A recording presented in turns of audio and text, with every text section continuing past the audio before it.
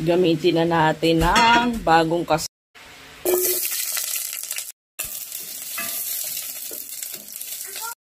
Try ko yung napanood ko. Ginisa niya muna. Try natin kung masarap yung igigisa muna bago isigang. First time ko itong gagawin sa sinigang na baboy. Yeah! Ayan, kumukulo na. Lagyan na natin ng tubig. Lagyan natin asin. Takpan at pakuluin. Buksan natin at tignan natin kung malambot na siya. Yun, okay na siya.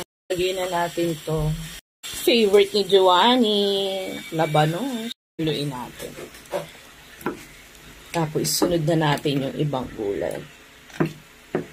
Lagyan na natin tong okra. Sili.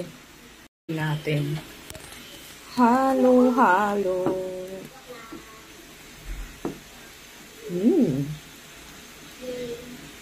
Susunod na natin tong kangkong. Parang di kasya. Try nating haluin. Ayo, hindi kaya.